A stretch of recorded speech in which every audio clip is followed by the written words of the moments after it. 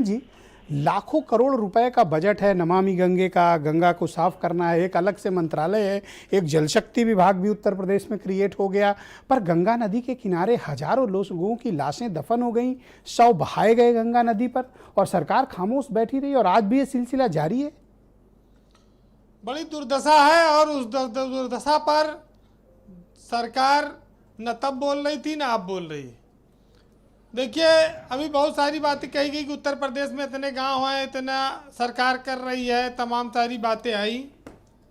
ठीक है, ऐसा है कि कोई सरकार चुपचाप नहीं बैठती है, जो उसके हाथ में होता है वो करती है।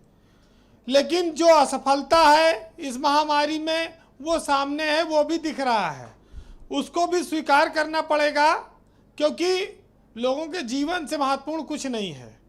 किसी सरकार की सफलता या किसी राजनीतिक दल की जीत हार ये लोगों के जीवन से बड़ी नहीं हो सकती, क्योंकि हम कल्याणकारी राज्य में जीते हैं।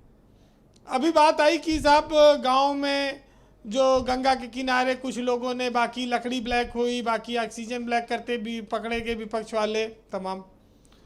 उत्तर प्रदेश में अभी पंचायत के चुनाव हुए, करीब 58,000 ग्राम पंचायतें हैं जिनमें चुनाव हुए, जो चुनाव आयोग के रिकॉर्ड पे हैं।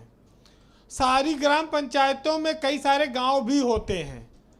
अगर आप गांव को जोड़ें तो करीब 1 लाख के लगभग गांव उत्तर प्रदेश में हैं।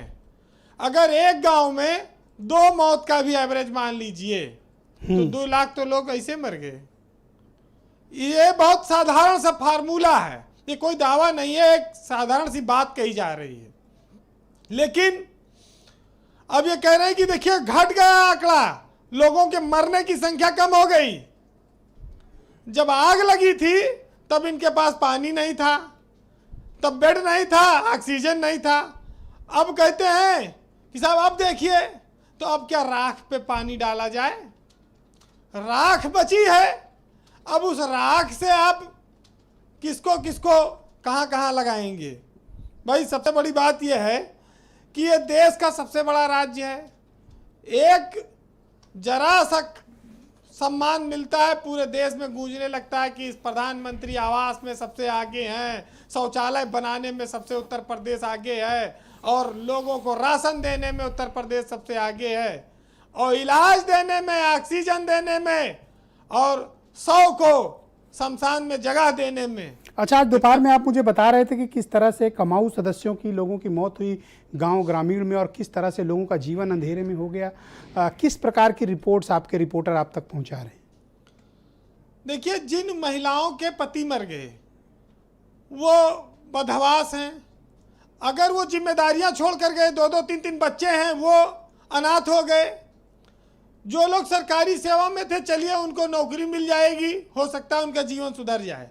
लेकिन जो खेती पर आश्रित थे, जिनके पास खेती भी नहीं थी, उनके घरों में तो मातम है, इसके अलावा कुछ है ही नहीं है। भाई जिनके पास पक्का मकान नहीं है, 2-3 बच्चे हैं, माँ या बाप कोई मर गया, घर का कोई कमाऊ सदस्य चला गया, उन बच्चों का पूरा जीवन अंधकार में बीतेगा। उनके लिए कौन होली, कौन दिवाली, कौन स्कूल, कौन मेला?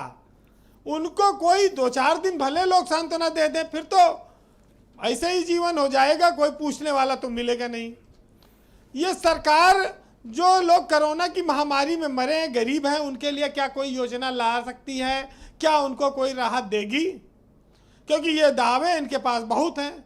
अच्छा, इस देश में, प्रदेश में मुसलमान के नाम पर हिंदू बीजेपी से कितना अपने आप को पिटवाएगा? बीजेपी ने कितना और उसको टहलाएगी, कितनी बार वोट लेगी? बीजेपी की सरकार में अगर भ्रष्टाचार नहीं है तो जो पैसा पिछली सरकारों में भ्रष्टाचार में लूट जाता था, ये पैसा जन कल्याणकारी योजना पर खर्चा करें। उल्टे नर्सिंग होम लूट लिए लोगों को, मरीज भी मर गया और कंगाल भी हो गया परिवार। घर खेत और इन्होंने कुछ किया नहीं ऐसे नर्सिंग होमों पर। घर खेत जेवर, अब क्या क्या बचा? बाप माँ अगर जिंदा है, लड़का जवान मर गया, 30-30 साल के लोग मरे, 35 साल के, 40 साल के, सब बाल बच्चेदार लोग मरे। कोई देख नहीं सकते, आप कलेजा फट जाएगा। जो बच्चे इस एहसास में हैं, जो समझते हैं समाज को, अपने माँ बाप को याद करके रोते हैं, महीनों महीनों सालों साल रोते हैं, छुप छुप के रोते हैं, उनके दर्द का कोई समझ नहीं सकता है। हम आप आंकड़ों की बात करते रहते हैं।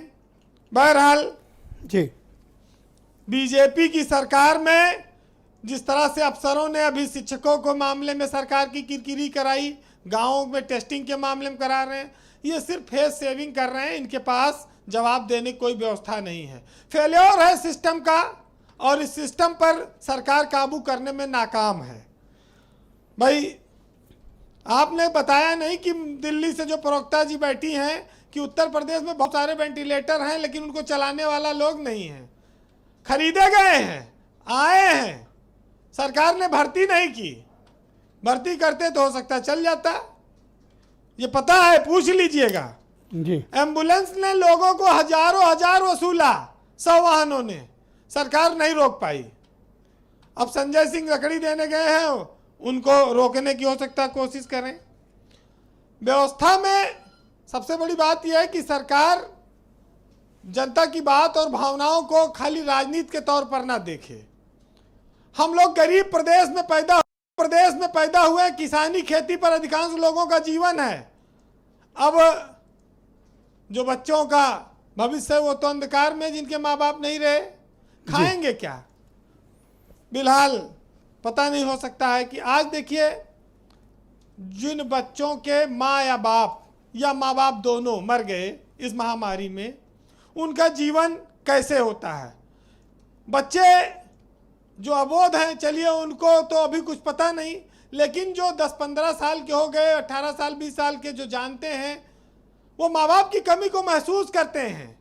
वो इस व्यवस्था से नाराज हैं कि उनकी माँ को ऑक्सीजन नहीं मिल पाया, अस्पताल में एडमिशन नहीं हुआ, रोड पर तड़प तड़प कर मर गई।